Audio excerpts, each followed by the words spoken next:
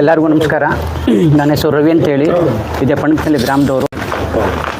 ನಾನು 1998ನೇ ಇಸ್ವಿಯಿಂದ ಸುಮಾರು ಕರ್ನಾಟಕ ರಾಜ್ಯಾದ್ಯಂತ ಸುಮಾರು 78 ತಾಲೂಕುಗಳಲ್ಲಿ ರೈತ ಬಂಧುಗಳಿಗೆ ಜೇನು ಕೃಷಿ ಬಗ್ಗೆ ತರಬೇತಿಯನ್ನು ನೀಡ್ತಾ ಬರ್ತಾ ಇದ್ವಿ.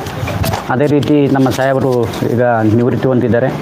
ಇಲ್ಲಿ ನಮ್ಮೂರಲ್ಲೇ ಒಂದು ಯೂನಿಟ್ ಮಾಡಿಕೊಂಡು ರೈತಾಪಿ ವರ್ಗದವರಿಗೆ ಜೇನು ಸಾಕಾಣಿಕೆ ಬೇಕಾಗ್ತಕ್ಕಂಥ ಉಪಕರಣಗಳು, ಜೇನು ಕುಟುಂಬಗಳನ್ನು ಸಪ್ಲೈ ಮಾಡಿಕೊಂಡು ಮತ್ತು ಮಾಹಿತಿ ಕೊಟ್ಕೊಂಡು ಅವು ಯಾವ ರೀತಿ ಜೇನುತುಪ್ಪ ತೆಗಿಬೇಕು, ಆ ಜೇನುತುಪ್ಪದ ಮಹತ್ವ ಏನು, ಜೇನು ಸಾಕೋದ್ರಿಂದ ರೈತರಿಗಾಗ್ತಕ್ಕಂಥ ಬೆಳೆಗಳಲ್ಲಿ ಉತ್ಪಾದನೆ ಏನು, ಯಾವ ಬೆಳೆಗಳಲ್ಲಿ ಎಷ್ಟೆಷ್ಟು ಉತ್ಪತ್ತಿ ಆಗುತ್ತೆ, ನಮ್ಗೆ ಅರಿವಿಲ್ದೇ ಮೇಣ ಮತ್ತು ಜೇನುತುಪ್ಪ ಮತ್ತು ಪರಾಗಸ್ಪರ್ಶ ಈ ಮೂರು ಮತ್ತು ಯಥೇಚ್ಛವಾಗಿ ನಾವು ಇದನ್ನು ಉದ್ಯೋಗನೇ ಮಾಡ್ಕೋತೀವಿ ಅಂದರೆ ಸುಮಾರು 10ರಿಂದ 20, 20ರಿಂದ 50 ಈಗ ರಾಜ್ಯದಲ್ಲಿ ಸುಮಾರು 500, 1000, 2000 ಬಾಕ್ಸ್ಗಳನ್ನ ಇಟ್ಕೊಂಡು ಈ ಜೇನು ಸಾಕಾಣಿಕೆಯನ್ನು ಮಾಡ್ತಾಯಿದ್ದಾರೆ. ಅದೇ ರೀತಿ ನಾವು ಅಷ್ಟು ಹೋಗೋದು ಬೇಡ. ನಮಗೆ ಫಲವತ್ತತೆಯನ್ನು ಯಾವುದೇ ಬೆಳೆ ಬೆಳೆದ್ರೂ ಅದರ ಇಳುವರಿ ಜಾಸ್ತಿ ಆಗಬೇಕು ಅಂದರೆ ಪಾಲಿನೇಷನ್ ಮುಖ್ಯ. ಆ ಒಂದು ಕಾರಣಕ್ಕೆ ಕೇಂದ್ರ ಸರ್ಕಾರ ಮತ್ತು ರಾಜ್ಯ ಸರ್ಕಾರ ಭಾಳ ಒತ್ತನ್ನು ಕೊಡ್ತಾ ಇದೆ. ಇದನ್ನು ಮುಂದೊಂದು ದಿವಸ, ಯಾಕೆಂದರೆ ಜೇನು ಸಾಕಾಣಿಕೆ ಪರಿಸರವನ್ನು ಸಮತೋಲನವನ್ನು ಕಾಪಾಡುತ್ತೆ ಅಂತೇಳಿ ವಿಜ್ಞಾನಿಗಳು ಇದನ್ನು ಅಧ್ಯಯನ ಮಾಡಿ ತಿಳಿಸಿದ್ದಾರೆ. ಸೊ ಹಾಗಾಗಿ ಈ ಜೇನು ಸಾಕಾಣಿಕೆ ಮುಖ್ಯವಾಗಿ ಮಲೆನಾಡು ಪ್ರದೇಶದಲ್ಲಿ ಇದನ್ನು ಸಾಕಾಣಿಕೆ ಮಾಡ್ತಿತ್ತು. ಮಲೆನಾಡು ಅಂತಂದರೆ ಈ ಹಾಸನ, ಶಿವಮೊಗ್ಗ, ಭದ್ರಾವತಿ, ಭಾಗಮಂಡಲ, ಕೊಡಗು ಇಂಥ ಕಡೆ ಮಾಡ್ತಾಯಿದ್ರು. ಇದನ್ನು ರಾಜ್ಯಾದ್ಯಂತ ವಿಸ್ತಾರ ಮಾಡಬೇಕು ಅಂತೇಳಿ ರಾಜ್ಯ ಸರ್ಕಾರ ಮತ್ತು ಕೇಂದ್ರ ಸರ್ಕಾರ ಇದು ಮಾಡಿ ನಮ್ಮ ಬಯಲು ಪ್ರದೇಶಗಳಾದ ಚಾಮರಾಜನಗರ ಇಲ್ಲಿಂದ ಹಿಡಿದು ಅಪ್ ಟು ಬೀದರ್ವರೆಗೂ ಕೂಡ ಈ ಜೇನು ಸಾಕಾಣಿಕೆಯನ್ನು ಮಾಡ್ತಾಯಿದ್ದಾರೆ. ಲಕ್ಷಾಂತರ ಜನ ಇದನ್ನು ಮಾಡ್ತಾಯಿದ್ದಾರೆ. ಇದು ಸಣ್ಣ ಯೂನಿಟ್ ಆಗೋದ್ರಿಂದ ಗೊತ್ತಾಗೋದಿಲ್ಲ. ಇಲ್ಲಿ ತೋಟಗಳಲ್ಲಿ ಇಟ್ಕೋಬೋದು. ಈಗ ದೊಡ್ಡ ಯೂನಿಟ್ ಆದರೆ ಯಾವುದೋ ಫ್ಯಾಕ್ಟ್ರಿಗಳಾದರೆ ನಮ್ಗೆ ಗೊತ್ತಾಗುತ್ತೆ. ಇದು ಸಣ್ಣ ಸಣ್ಣ ಜೇನು ಪೆಟ್ಟಿಗೆ ಆಗಿರೋದ್ರಿಂದ ನಮಗೆ ಗೊತ್ತಾಗಲ್ಲ. ಇದನ್ನು ನಾವು ಏನಕ್ಕೆ ಸಾಕಬೇಕು ಅಂತ ಹೇಳಿದ್ರೆ, ಮುಖ್ಯವಾಗಿ ಈ ಜೇನು ಸಾಕಾಣಿಕೆ ಉದ್ದೇಶ ಏನಪ್ಪ ಅಂದರೆ, ಇದು ಇವತ್ತಿನ ಕಾಲದ ಜೇನು ಕೃಷಿ ಅಲ್ಲ, ಅನಾದಿ ಕಾಲದ ಜೇನು ಕೃಷಿ. ಮೊದಲು ಇದನ್ನು ಮರದ ಗುತ್ತಿಗಳಲ್ಲಿ ಸಾಕಾಣಿಕೆ ಮಾಡ್ತಾಯಿದ್ರು, ಆನಂತರ ಕಲ್ಲು ಪೊಟ್ರೆಗಳಲ್ಲಿ ಇಟ್ಟು ಸಾಕಾಣಿಕೆ ಮಾಡ್ತಾಯಿದ್ರು, ಮತ್ತು ಮರಗಳನ್ನು ತಿರುಳನ್ನು ತೆಗೆದು ಒಳಗಡೆ ಜೇನು ನೊಣಗಳನ್ನು ಬಿಟ್ಟು ಸಾಕಾಣಿಕೆ ಮಾಡ್ತಾಯಿದ್ರು. ಆದರೆ ವೈಜ್ಞಾನಿಕವಾಗಿ ಶುದ್ಧವಾದ ಜೇನುತುಪ್ಪವನ್ನು ತೆಗಿಲಿಕ್ಕೆ ಆಗ್ತಿರಲಿಲ್ಲ.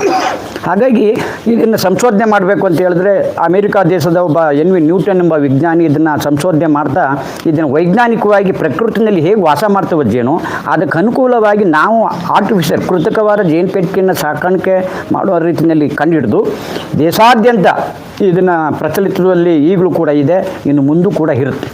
ಮುಖ್ಯವಾಗಿ ಈ ನಾವು ಹೇಳಿದೆ, ನಮ್ಮಲ್ಲಿ ಬಯಲು ಪ್ರದೇಶದ ಚಿನ್ನದ ಬಣ್ಣದ ನೊಣಗಳು, ಮಲೆನಾಡಿನ ಕಪ್ಪು ಬಣ್ಣದ ನೊಣಗಳು, 2 ಥರ. ಅಂದರೆ ತೊಡುವೆ ಜೇನು.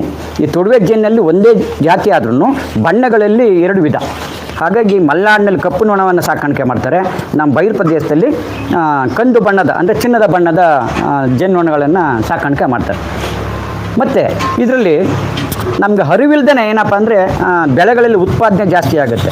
ಈಗ ಉದಾಹರಣೆಗೆ ಯಾವುದೋ ಒಂದು ಪಡವಲಕಾಯಿ ಗಿಡ ಹಾಕಿರ್ತೀರ, ಅದರಲ್ಲಿ ಕಾಂಡ ಒಂದೇ, ಬೇರು ಒಂದೇ, ಗಿಡ ಒಂದೇ, ಹಂಬುಗಳು ಬೇರೆ ಬೇರೆ ಇರುತ್ತೆ.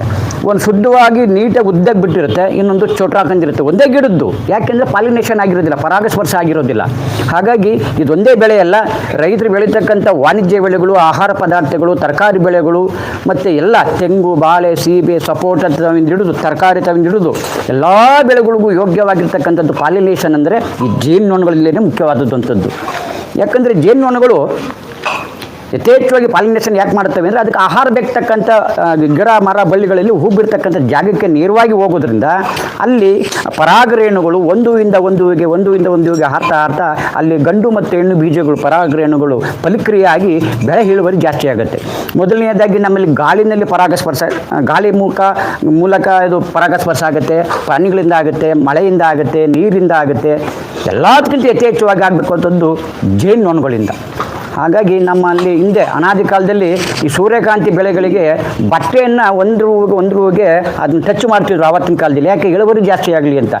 ಇತ್ತೀಚೆಗೆ ಏನಾಗ್ಬಿಟ್ಟಿದೆ, ಜೇನು ನೊಣಗಳನ್ನು ಸಾಕಾಣಿಕೆ ಮಾಡೋದ್ರಿಂದ ಉತ್ಪತ್ತಿ ಜಾಸ್ತಿ ಆಗುತ್ತೆ, ಒಂದು ಉದ್ಯೋಗ ಸೃಷ್ಟಿಯಾಗುತ್ತೆ, ಶುದ್ಧವಾದ ಜೇನುತುಪ್ಪ ಸಿಗುತ್ತೆ, ಶುದ್ಧವಾದ ಮೇಣ ಸಿಗುತ್ತೆ, ಮತ್ತು ಒಂದು ಉದ್ಯೋಗ ಸಿಗುತ್ತೆ ಅಂಥೇಳಿ ಇದು ಸರ್ಕಾರ ಇದನ್ನು ಮನಗಂಡು ಎಲ್ಲ ರೈತರು ಜೇನು ಸಾಕಾಣಿಕೆ ಅವರ ಒಂದು ಸಣ್ಣ ಇದು ಅಂದರೆ ಕಡಿಮೆ ಬಂಡವಾಳ ಹೆಚ್ಚು ಲಾಭವನ್ನು ಪಡಿತಕ್ಕಂಥ ಒಂದು ಉಪಕಸಬು.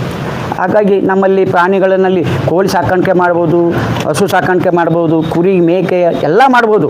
ಆದರೆ ಬಂಡವಾಳ ಜಾಸ್ತಿ ಅದಕ್ಕೆ. ಆದರೆ ನಮ್ಮ ಜೇನು ಸಾಕಾಣಿಕೆ ಮಾಡಿದ್ರೆ ಪ್ರಕೃತಿಯಲ್ಲಿ ಸಿಗ್ತಕ್ಕಂಥ ಜೇನು ಮತ್ತು ಅದರಿಂದ ಆಗ್ತಕ್ಕಂಥ ಪರಾಗಸ್ಪರ್ಶ ಇದರ ಇಳುವರಿಯಾಗಿ ನಮ್ಮ ಅಲ್ಲಿ ಸಂಪತ್ತು ಅಂದರೆ ಬೆಳೆ ಉತ್ಪತ್ತಿ ಸಂಪತ್ತು ಜಾಸ್ತಿ ಆಗುತ್ತೆ ಅಂತೇಳಿ ಇದನ್ನು ಕಂಡುಹಿಡ್ತಿದ್ದಾರೆ. ನೋಡಿ, ಮೊದಲನೇದಾಗಿ ಜೇನು ಸಾಕಾಣಿಕೆ ಮಾಡಬೇಕು ಅಂದರೆ ಒಂದು ISI B ಮಾದರಿಯ ಜೇನು ಪೆಟ್ಟಿಗೆ ಅಂತ ಬೇಕಾಗುತ್ತೆ. ISI B ಮಾದರಿಯ ಜೇನು ಪೆಟ್ಟಿಗೆ ಅಂದರೆ ಇದು ನಮ್ಮ ಬಯಲು ಪ್ರದೇಶದ 8 ಚೌಕಟ್ಟುಳ್ಳ ಜೇನು ಪೆಟ್ಟಿಗೆ. ಇಟ್ಕೊ.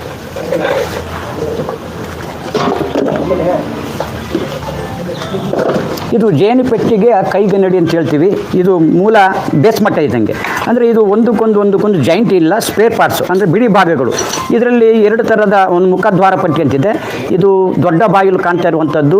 ಬೇಸಿಗೆ ಕಾಲ ಮತ್ತು ವಸಂತ ಕಾಲದಲ್ಲಿ ಜೇನುನೊಣಗಳು ಕಾಡಿನಲ್ಲಿ ಆಹಾರ ಯಥೇಚ್ಛವಾಗಿ ಸಿಗೋದ್ರಿಂದ ಜಾಸ್ತಿ ನೊಣಗಳು ಹೋಗಿ ಬರಲಿಕ್ಕೆ ದೊಡ್ಡ ಬಾಗಿಲನ್ನು ಮಾಡಿರ್ತಾರೆ. ಮತ್ತು ಇದು ಚಿಕ್ಕ ಬಾಗಿಲು, ಯಾಕೆಂದರೆ ಮಳೆಗಾಲ ಮತ್ತು ಚಳಿಗಾಲದಲ್ಲಿ ಜೇನುನೊಣಗಳು ಶಾಖವನ್ನು ಕೊಟ್ಕೊಂಡು ತನ್ನ ಮೊಟ್ಟೆಗಳ ಹುಳ ಮೊಟ್ಟೆ ಮರಿಗಳನ್ನು ಕಾಪಾಡಲಿಕ್ಕೆ ಈ ಚಿಕ್ಕ ದ್ವಾರವನ್ನು ಬಳಸ್ತೇವೆ. ಸೊ ಇದು ಮೂಲ ಅಡಿಮನೆ ಅಂತ ಹೇಳ್ತೀವಿ.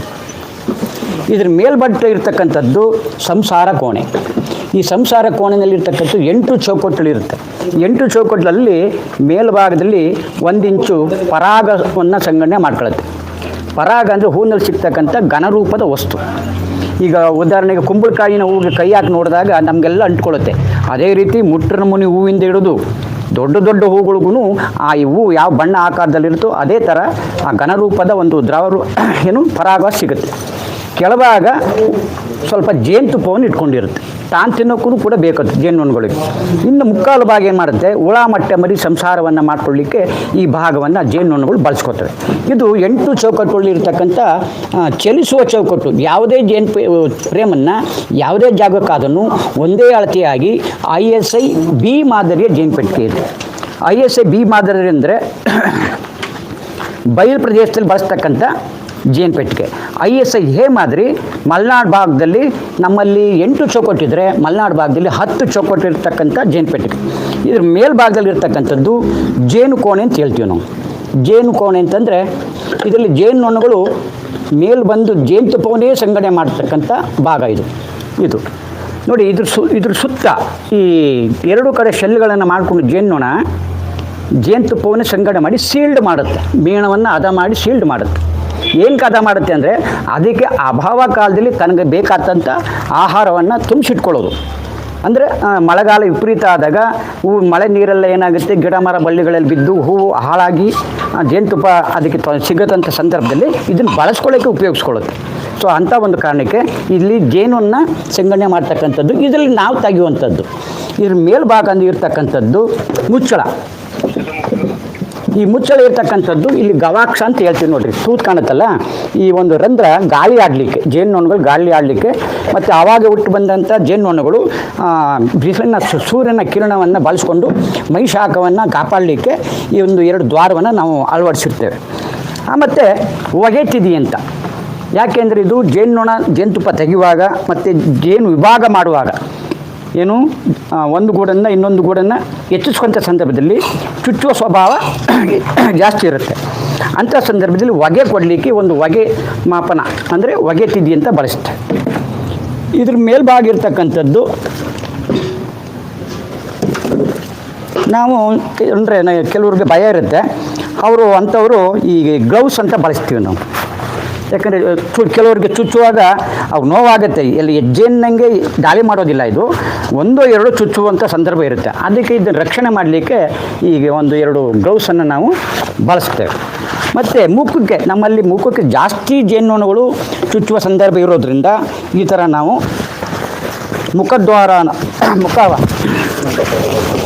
ಮುಖಪರದೆ ಅಂತ ನಾವು ಬಳಸ್ತೇವೆ.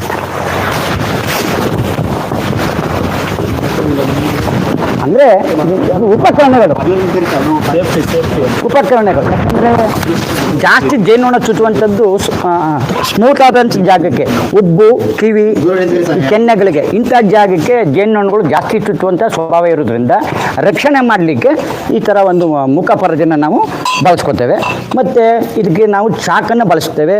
ಮತ್ತು ಇದಕ್ಕೆ ಮುಖ್ಯವಾಗಿ ಒಂದು ರಾಣಿ ತಡೆ ಗೇಟ್ ಅಂತ ಬಳಸ್ತೇವೆ ನಾವು. ಈ ರಾಣಿ ತಡೆ ಗೇಟ್ ಅಂತಂದರೆ ಇಲ್ಲಿಂದ ನೀವು ತಗೊಂಡೋಗಿರ್ತೀರ, ಜೇನುಗೂಡನ್ನು ತಗೊಂಡೋಗಿರ್ತೀರ. ಅಲ್ಲಿ ವಾತಾವರಣ ಇಲ್ಲಿ ವಾತಾವರಣಕ್ಕೆ ಜೇನುನೊಣಗಳು ಒಗ್ಗದೇ ಗೂಡು ಬಿಟ್ಟು ಹೋಗುವಂಥ ಸಂದರ್ಭ ಇರುತ್ತೆ.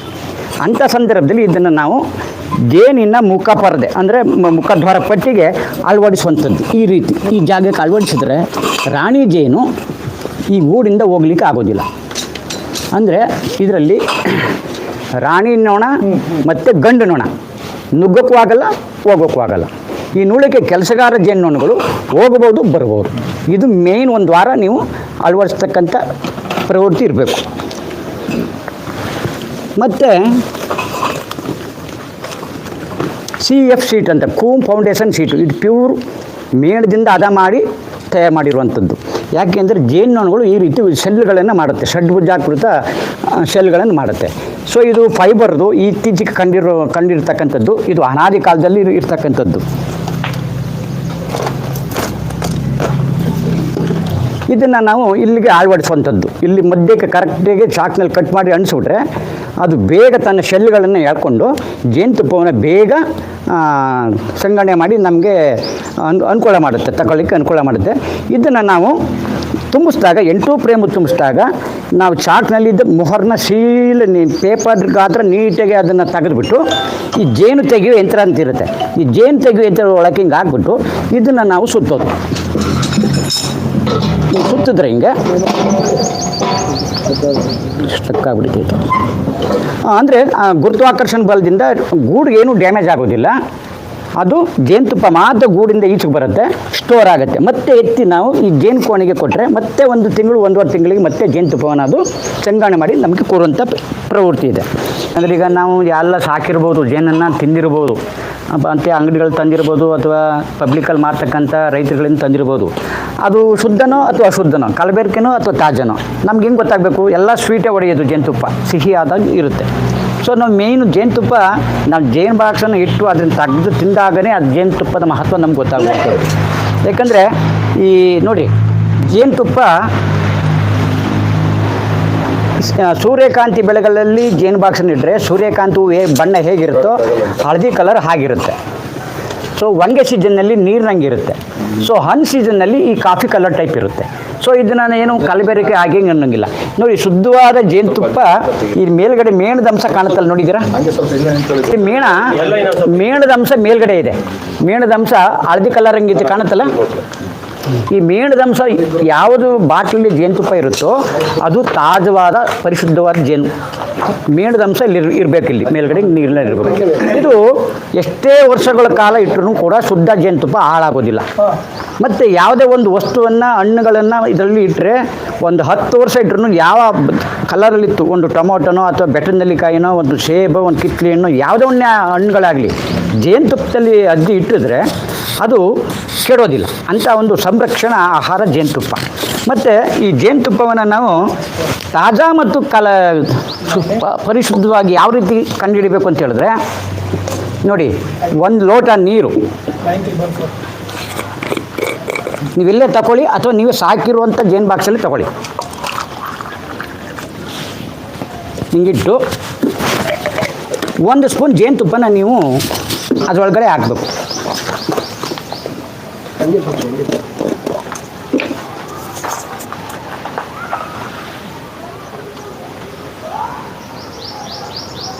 ಈ ರೀತಿ ಹಾಕಿದಾಗ ಏನಾಗುತ್ತೆ, ತಾಜಾ ಜೇನುತುಪ್ಪ ನೀರನ್ನು ಬೇಧಿಸ್ಕೊಂಡು ಲೋಟದೊಳಗೆ ನಿಂತ್ಕೋಬೇಕು. ಕಾಣುತ್ತಾ ಇಲ್ಲಿ? ನೀರಿನ ಒಳಗಡೆ ಹೋಗಿ ಅದು ನಿಂತ್ಕೋಬೇಕು.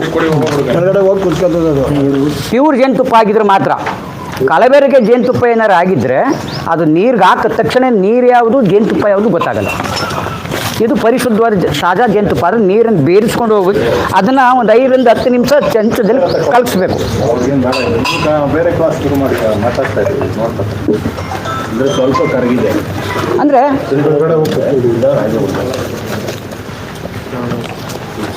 ನೋಡಿ, ಜೇನು ಸಾಕಾಣಿಕೆ ಮಾಡುವಂಥದ್ದು ಒಂದಾದರೆ ನಮಗೆ ಮೂಲಭೂತ ಸೌಕರ್ಯಗಳನ್ನು ಅದು ಒದಗಿಸಿ ಅದರಿಂದ ನಾವು ಅದು ಲಾಭ ಪಡಿಬೇಕಾದದ್ದು ನಮ್ಮ ಕರ್ತವ್ಯ. ಜೇನನ್ನು ಇಟ್ಟು ಅದಕ್ಕೆ ವಾರಕ್ಕೊಂದು ಸಲ ಚೆಕ್ ಮಾಡುವಂಥದ್ದು, ಅದಕ್ಕೆ ಆಹಾರ ಸಿಗ್ತಾ ಇದೆಯಾ. ನೀರೆಲ್ಲ ಹೋಯ್ತದೆ, ಜೇನುತುಪ್ಪ ಕೆಳಗಡೆ ಹಂಗೆ ಕೊಟ್ಟಿದ್ದೀವಿ. ಚೆಲ್ರಿ ಬೇಕಾದ್ರೆ ಜೇನುತುಪ್ಪ ಅಲ್ಲೇ ಇರುತ್ತೆ. ಜೇನುತುಪ್ಪ ಜೊತೆಲಿ ಹೋಗಲ್ಲ, ನೀರಿನ ಜೊತೆ ಹೋಗಲ್ಲ ಅದು. ಸ್ವಲ್ಪ ಆ ಕಡೆ ಈಗ ನೀರಿನ ಜೊತೆ ಕೆಟ್ಟದ ಸರ್ ಸ್ವಲ್ಪ ಅದು. ಅಂದರೆ ಅದು ಸೇರಿಸ್ಕೊಂಡು ಕೆಳಗೆ ನಿಂತ್ಕೋಬೇಕು. ಅದು ಲಿಕ್ವಿಡೇ, ಜೇನುತುಪ್ಪನೂ ಕೂಡ ದ್ರವ ರೂಪದ ವಸ್ತುನೇ, ಬೇಗ ಕರಗಲ್ಲ. ಪ್ಯೂರ್ ಜೇನುತುಪ್ಪ ಆಗಿದ್ರೆ ಕುಡ್ಕೊಳ್ಳಿ. ಇದು ಪ್ಯೂರಿಟಿ. ಕುಡಿ ರಂಜಿತ್ ಏನಿಲ್ಲ. ನೋಡಿ, ಜೇನುತುಪ್ಪನೂ ನೀವು ಕೂಡ ಆರೋಗ್ಯವಾಗಿರಬೇಕು ಅಂದರೆ ಜೇನುತುಪ್ಪನ ಸಕ್ಕರೆ ಕಾಯಿಲೆ ಇರ್ತಕ್ಕಂಥ ವ್ಯಕ್ತಿಗಳು ಕೂಡ ತಿನ್ಬೋದು. ಸಕ್ಕರೆ ಕಾಯಿಲೆ ಇದೆ ಅಂದ್ಬಿಟ್ಟು ಜೇನುತುಪ್ಪ ತಿನ್ನಂಗಿಲ್ಲ ಅಂತ, ಅಯ್ಯೋ ಜಾಸ್ತಿ ಆಗುತ್ತೆ ಹಾಗೆ ಹೀಗೆ ಅಂತ ಕೆಲವರು ಹೇಳ್ತಾರೆ, ಅದು ತಪ್ಪು. ನೋಡಿ, ಜೇನುತುಪ್ಪ ಒಂದು ಸಂರಕ್ಷಣಾ ಆಹಾರ, ಬಹಳ ಕಾಲ ಹಾಳಾಗದಂತೆ ಇದು ಉಳಿತದೆ. ನಿಂಬೆಹಣ್ಣಿನ ರಸದಲ್ಲಿ ಇದನ್ನು ಉಪಯೋಗಿಸಿದ್ರೆ ಬೊಜ್ಜು ಕರಗುತ್ತೆ. ಮತ್ತು ಇದರಲ್ಲಿ ಸಾರಜನಕ ಪದಾರ್ಥಗಳು ಇರುವುದರಿಂದ ಜೇನು ಸೇವನೆಯಿಂದ ತುಂಬ ಆರೋಗ್ಯಕರ. ಮತ್ತು ಕೆಮ್ಮು, ಶೀತ, ನೆಗಡಿ ಇದರಿಂದ ದೂರ ಆಗುತ್ತೆ. ಇದರಲ್ಲಿ ಕ್ರಿಮಿನಾಶಕ ಗುಣ ಇರುವುದರಿಂದ ಸುಟ್ಟ ಗಾಯಗಳಿಗೆ ಶುದ್ಧ ಔಷಧ. ಹೃದಯ ಸಂಬಂಧ ಕಾಯಿಲೆಗಳಾದ ಗ್ಯಾಸ್ಟ್ರಿಕ್ ಕಾಯಿಲೆಗೂ ತುಂಬ ಒಳ್ಳೆಯದು. ರಕ್ತ ಒತ್ತಡ, ನಿರ್ಬಲ ಹೃದಯ ಅಥವಾ ಹೃದಯಹೀನರಿಗೂ ಕೂಡ ತುಂಬ ಒಳ್ಳೆಯದು. ಅಣುಜೀವಿಗಳಿಂದ ಬರ್ತಕ್ಕಂಥ ಕಾಯಿಲೆಗಳಾದ ಕ್ಷಯರೋಗ, ಟೈಫಾಯ್ಡ್, ಡಿಪ್ತೀರಿಯಾ ಕಾಯಿಲೆಗೂ ತುಂಬ ಈ ಜೇನು ಬಹಳ ಒಳ್ಳೆಯದು. ಚಿಕ್ಕ ಮಕ್ಕಳು ತುಳಸಿ ರಸದಲ್ಲಿ, ವಯಸ್ಕರು ನೀರಿನಲ್ಲಿ, ವೃದ್ಧರು ಹಾಲಿನಲ್ಲಿ ಇದನ್ನು ಉಪಯೋಗಿಸಬಹುದು. ಪರ್ವತಾರೋಹಿಗಳು, ಸಮುದ್ರದಲ್ಲಿ ಈಜುವವರು, ಸಮುದ್ರ ತಳದಿಂದ ಖನಿಜ ಪದಾರ್ಥಗಳನ್ನು ತರ್ತಕ್ಕಂಥ ವ್ಯಕ್ತಿಗಳು, ಈ ಒಂದು ಕ್ರೀಡಾಪಟುಗಳು ಇದನ್ನು ಜೇನುತುಪ್ಪವನ್ನು ನಿರಂತರವಾಗಿ ಉಪಯೋಗಿಸ್ತಾರೆ. ಇದರಲ್ಲಿ ಖನಿಜ ಲವಣಗಳು ಇರುವುದರಿಂದ ರಕ್ತದ ಹಿಮೋಗ್ಲೋಬಿನ್ಗೂ ಹಾಗೂ ರಕ್ತಹೀನರಿಗೂ ತುಂಬ ಒಳ್ಳೆಯದು. ಜೇನುತುಪ್ಪದಲ್ಲಿ ಸೌಂದರ್ಯ ಹೆಚ್ಚಿಸುವ ಗುಣ ಇರುವುದರಿಂದ ಮುಖದ ಕಾಂತಿಯು ವೃದ್ಧಿಯಾಗುತ್ತದೆ. ಜೇನುತುಪ್ಪ ಜೇನುದುಂಬಿಯಲ್ಲೇ ಪಚನವಾಗಿರುವುದರಿಂದ ನೇರವಾಗಿ ರಕ್ತಕ್ಕೆ ಸೇರುತ್ತದೆ. ಶರೀರಕ್ಕೆ ಬಲವನ್ನು ಹಾಗೂ ಪಂಚೇಂದ್ರಿಯಗಳಿಗೆ ಯಾವುದೇ ವಿಧವಾದ ಶ್ರಮ ಇರುವುದಿಲ್ಲ. ಮೂತ್ರಪಿಂಡಗಳ ಕೆಲಸ ಸರಾಗವಾಗಿ ನಡೆಯುತ್ತವೆ. ಚರ್ಮದ ಹೊಳಪಿಗೆ, ಮೆದುಳಿನ ಶಕ್ತಿಗೆ ಹಾಗೂ ಮತ್ತು ರಕ್ತ ಶುದ್ಧಿಗೆ ತುಂಬ ಒಳ್ಳೆಯದು. 1 kg ಜೇನುತುಪ್ಪದಲ್ಲಿ 3500 ಕ್ಯಾಲೋರಿಗಳಷ್ಟು ಉಷ್ಣಾಂಶತೆ ಇದ್ದು, ಇದು 65 ಕೋಳಿ ಮೊಟ್ಟೆ, 15 ಫಿಂಟ್ ಹಾಲು, 10 kg ಹಸಿರು ಬಟಾಣಿ, 20 kg ಕ್ಯಾರೆಟು, 12 kg ಸೇಬು, 5 kg ಒಣದ್ರಾಕ್ಷಿ ಇವುಗಳಿಂದ ಸಿಗುವ ಉಷ್ಣಾಂಶ ಹಾಗೂ ಪೌಷ್ಟಿಕಾಂಶ 1 kg ಜೇನುತುಪ್ಪದಲ್ಲಿ ಸಿಗುವುದೆಂದು ಸಂಶೋಧನೆಯಿಂದ ತಿಳಿದು ಬಂದಿದೆ. ಅಂದರೆ ಈ ಜೇನುತುಪ್ಪ ಇಷ್ಟೆಲ್ಲ ಅಂತಂದರೆ ಕೆಲವರು ಈ ಬೊಜ್ಜು ಬೆಳೆಸ್ಕೊಂಡಿರೋರು ನೆಡಿನಾರು, ಸ್ವಲ್ಪ ಅವರಲ್ಲಿ ದೇಹದಲ್ಲಿ ಚಲನವಲನಗಳು ಕಡಿಮೆ, ಆಮೇಲೆ ಜಾಸ್ತಿ ಅವರು ಫುಡ್ ತಿನ್ನೋದಿಲ್ಲ, ಸ್ವಲ್ಪನೇ ತಿನ್ನುತ್ತಾರೆ. ಕೆಲವರು ವಯಸ್ಸಾದವರು ಮನೆಯಲ್ಲಿ ಕೋಪ ಸಿಟ್ಟು ಜಾಸ್ತಿ ಇರುತ್ತೆ, ಅವ್ರಿಗೆ ಜೇನುತುಪ್ಪಕ್ಕೆ ಅಂದರೆ ಹಾಲನ್ನು ಚೆಂದ ಕಾಯಿಸಿ ಅದನ್ನು ಹಾರಿಸಿ ಅದಕ್ಕೆ ಯಾವುದೇ ರೀತಿಯ ಸಕ್ಕರೆ ಅಥವಾ ಬೆಲ್ಲವನ್ನು ಬೆರೆಸದೆ ತಣ್ಣಗಾದ ಮೇಲೆ ಅವ್ರಿಗೆ ರುಚಿಗೆ ತಕ್ಕನಾಗಿ ಜೇನುತುಪ್ಪನ್ನು ಬಳಸಿದ್ರೆ ಅವ್ರಿಗೆ ಪ್ರಶಾಂತವಾದಂಥ ನಿದ್ದೆ ಬರುತ್ತೆ, ರಕ್ತ ಶುದ್ಧಿ ಆಗುತ್ತೆ, ಹೊಟ್ಟೆ ಹಸು ಜಾಸ್ತಿ ಆಗುತ್ತೆ, ಆಹಾರವನ್ನು ಜಾಸ್ತಿ ಉಪಯೋಗಿಸ್ತಾರೆ, ಪ್ರಶಾಂತವಾದ ನಿದ್ದೆ ಬರುತ್ತೆ, ಕೋಪ ಶಮನವಾಗುತ್ತೆ. ಅಂತಹ ಒಂದು ವೃದ್ಧರಿಗೆ ಜೇನುತುಪ್ಪವನ್ನು ನೀವು ಹಾಲು ಜೇನಿನಲ್ಲಿ ಬಳಸುವಂಥದ್ದು. ಬೊಜ್ಜಿರ್ತಕ್ಕಂಥವರು ನಿಂಬೆಹಣ್ಣು, ಬಿಸಿನೀರು, ಜೇನುತುಪ್ಪ ಪ್ರತಿ ದಿವಸ 1 kg ಜೇನುತುಪ್ಪವನ್ನು 3 ತಿಂಗಳು ಬಳಸಬೇಕು. ಅಂದರೆ ಇದರಲ್ಲಿ ಉಷ್ಣಾಂಶ 3500 ಕ್ಯಾಲೋರಿಗಳಷ್ಟು ಉಷ್ಣಾಂಶ ಇರೋದ್ರಿಂದ ಮಲಬದ್ಧತೆ ಆಗ್ತಕ್ಕಂಥ ಸಂದರ್ಭಗಳು ಬರುವಂಥ ಸಂದರ್ಭ ಇರುತ್ತೆ. ಹಾಗಾಗಿ ಜಾಸ್ತಿ ಪ್ರಮಾಣದಲ್ಲಿ ತಿನ್ನುವಂಥದ್ದು ಬೇಡ. ಕಡಿಮೆ ಪ್ರಮಾಣದಲ್ಲಿ 1 kg ಜೇನುತುಪ್ಪನ 3 ತಿಂಗಳು ಆಗುವಷ್ಟು ಇದನ್ನು ನೀವು ಬಳಸ್ಬೋದು. ಅಂದರೆ ಅವರೇಜ್ ಎಷ್ಟು? 1 ಸ್ಪೂನ್ ಹಾಕೋ? 1 ಸ್ಪೂನ್, 1 ಟೀ ಸ್ಪೂನ್, 1 ಟೀ ಸ್ಪೂನನ್ನು ನಾವು ಬಳಸುತ್ತೆ. 1 ಲೋಟ ನೀರಿಗೆ ನಾವು ನಿಂಬೆಹಣ್ಣು ಮೀಡಿಯಮ್ ಸೈಜ್ನ 4 ಭಾಗ ಮಾಡಿ 1 ಭಾಗ ಇಂಟ್ಕೋಬೇಕು.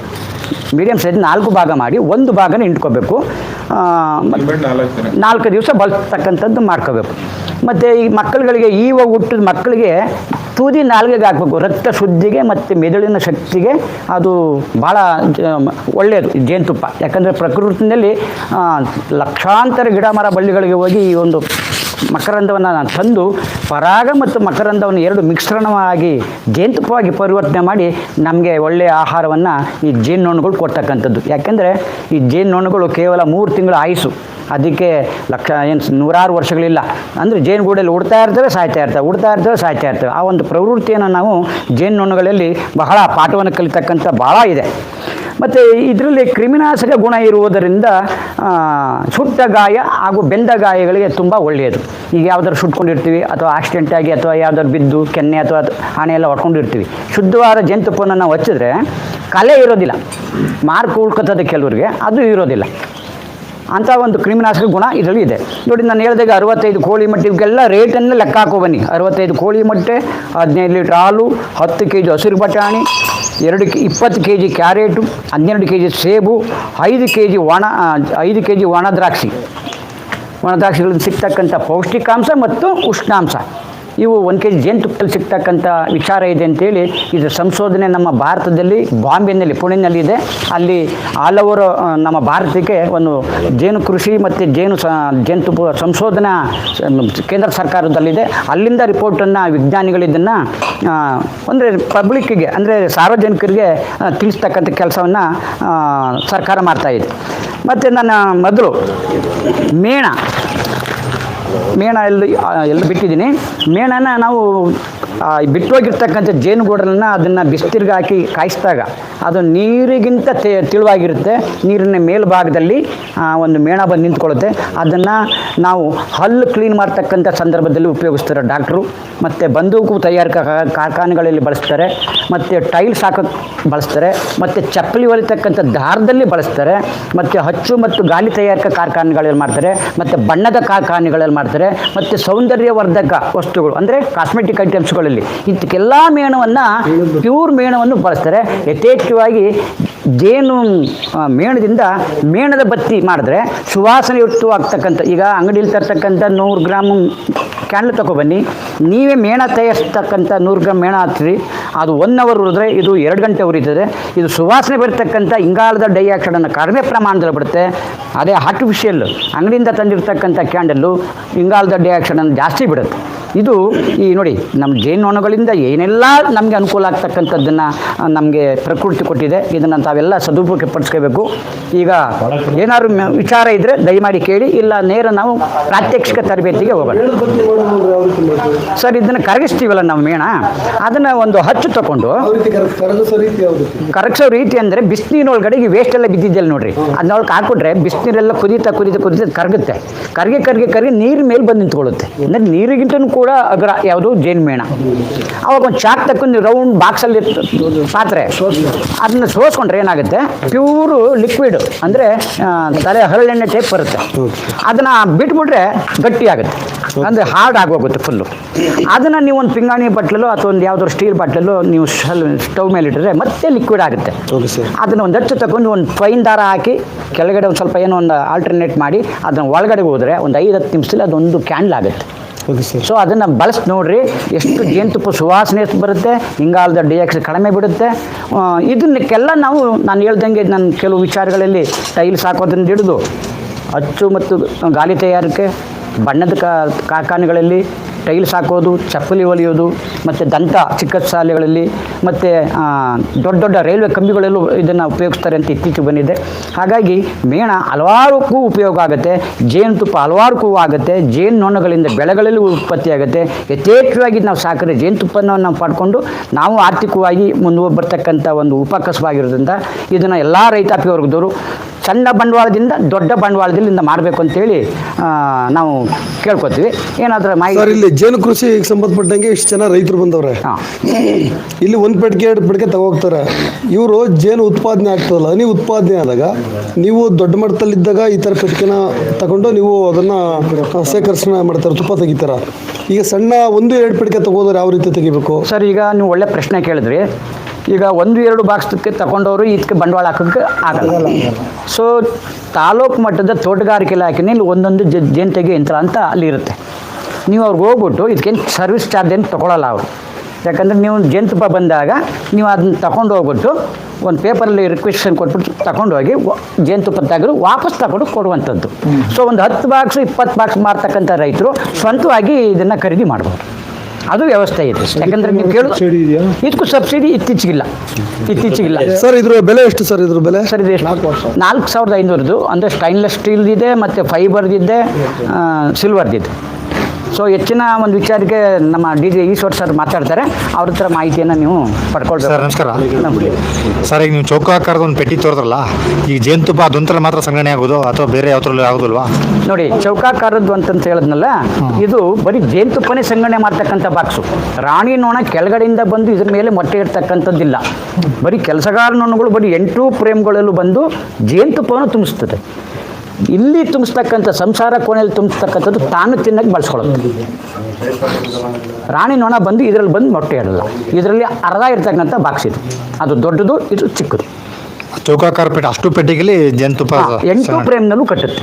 8 ಫ್ರೇಮ್ನಲ್ಲೂ ಕಟ್ಟುತ್ತೆ. ಎಷ್ಟು ದಿವಸ ತಿಂಗಳು ಬೇಕಾಗುತ್ತೆ ಅದು ಪೂರ್ತಿ? ನೋಡಿ, ಸ್ಟಾರ್ಟಿಂಗ್ ಅಂದರೆ ಈಗ ಸೀಸನ್ ಇದು ಹನಿ ಸೀಸನ್ ಅಂದರೆ ಡಿಸೆಂಬರಿಂದ ಏಪ್ರಿಲ್ವರೆಗೂ ತುಂಬ ವನಸಂಪತ್ತು ಜಾಸ್ತಿ ಇರುತ್ತೆ. ಎಲ್ಲ ಬೆಳೆಗಳಲ್ಲೂ ಹೂವು ಚೆನ್ನಾಗಿ ಸಿಗುತ್ತೆ. ಜೇನುನೊಣಗಳಿಗೆ ಇದು ಸುಗ್ಗಿಯ ಕಾಲ, ಯುಗಾದಿವರೆಗೂ. ಸೊ ಇಲ್ಲಿ ತಗೊಂಡೋಗಿರ್ತಕ್ಕಂಥದ್ದು ನೀವು ಇಲ್ಲಿ ನಾವು ಕೊಡುವಂಥದ್ದು 6 ಫ್ರೇಮ್ ಹುಳ 4 ಫ್ರೇಮ್ ಖಾಲಿ ಕೊಡ್ತೀವಿ. ಯಾಕಂದರೆ ಸರ್ಕಾರ ಹೇಳಿರ್ತಕ್ಕಂಥದ್ದು 4 ಫ್ರೇಮ್ ಕೊಡಬೇಕಾದ್ರೆ ನಾವು 6 ಫ್ರೇಮೇ ಕೊಡ್ತಾಯಿದ್ದೀವಿ. ಯಾಕಂದರೆ ಅದನ್ನು ನರ್ಸರಿ ಮಾಡಿ ನಾವು 6 ಫ್ರೇಮನ್ನು ರೈತರಿಗೆ ಕೊಟ್ಬಿಡ್ತೀವಿ. ನಾವು ಡಿವೈಡ್ ಮಾಡಿ ಮಳ್ಳಿ ಕೊಡಿದ್ರೆ ಇನ್ನೊಂದು ಬಾಕ್ಸ್ ನಮ್ಗೆ ಆಗುತ್ತೆ. ಆದರೆ ಹಂಗೆ ಮಾಡಲ್ಲ, ಬೇಗ ಡೆವಲಪ್ಮೆಂಟ್ ಆಗಲಿ ಅಂತ. ಇದು ಒಂದು 15-20 ದಿವಸದಲ್ಲಿ ಈ ಒಂದು 2 ಫ್ರೇಮ್ಗೆ ತನ್ನ ಗೂಡನ್ನು ಕಟ್ಕೊಂಡು ಸಂಸಾರ ಮೊಟ್ಟೆಗೆ ಇಟ್ಟು ಹುಳ ಮೊಟ್ಟೆ ಮರಿಯನ್ನು ಮಾಡ್ಕೊಳ್ಳುತ್ತೆ. ಅದಾದ ನಂತರ ಒಂದು 15-20 ದಿವಸ ಇದನ್ನು ಗೂಡು ಕಟ್ಕೊಳ್ಳುತ್ತೆ. ಅಲ್ಲಿಗೆ 1-1.5 ತಿಂಗಳು ನಿಮಗೆ ಕಾಲಾವಕಾಶ ಬೇಕು ಒಂದು ಸಲ ಗೂಡು ಕಟ್ಟೋಕ್ಕೆ. ಯಾಕೆ ಅಂತ ಕೇಳಿದ್ರೆ ಈ 8 ಫ್ರೇಮ್ಗಳಲ್ಲಿ ಮೇಣವನ್ನು ಕಟ್ಟು ಮಾಡಿ ನಾವು ಬಿಸಿನೀರೊಳಗೆ ಕುದಿಸಿದ್ರೆ 1 kg ಮೇಣ ಬರುತ್ತೆ. 1 kg ಮೇಣನ ಅದು ಸಂಗ್ರಹಣೆ ಮಾಡಿ ಗೂಡು ಕಟ್ಟಬೇಕಾದ್ರೆ 12 kg ಜೇನುತುಪ್ಪನ ಅವೇ ತಿನ್ನಬೇಕು. ಅಂದರೆ ಪ್ರಕೃತಿಯಲ್ಲಿ ಸಿಗ್ತಕ್ಕ 12 kg ಜೇನುತುಪ್ಪ ತಿಂದಾಗ ಮಾತ್ರ ತನ್ನ ಹೊಟ್ಟೆ ಕೆಳಭಾಗದಲ್ಲಿ 9 ಜೊತೆ ಮೇಣದ ಗ್ರಂಥಿಗಳಿತ್ತಿದೆ ಸಣ್ಣ ಕೀಟದಲ್ಲಿ. ಅದು ಕೆರೆದು ಮೇಣವನ್ನು ಬಾಯಿಗೆ ಹಾಕಿ ಹದ ಮಾಡಿ ಅಗದು ಗೂಡುಗಳನ್ನು ಕಟ್ಟುವಂಥದ್ದು. ಅದಕ್ಕೆ ಅಷ್ಟೊಂದು ಸಮಯ ತಕ್ಕದ್ದು. ಒಂದು ಸಲ ನೀವು 1.5-2 ತಿಂಗಳು ಸಮಯ ತಕ್ಕೋತಂದರೆ ಮತ್ತೆ ಗೂಡು ಕಟ್ಟೋ ಪ್ರಮೇಯ ಇಲ್ಲ. ಅದು ನೀವು ಮತ್ತೆ ಇನ್ನೊಂದು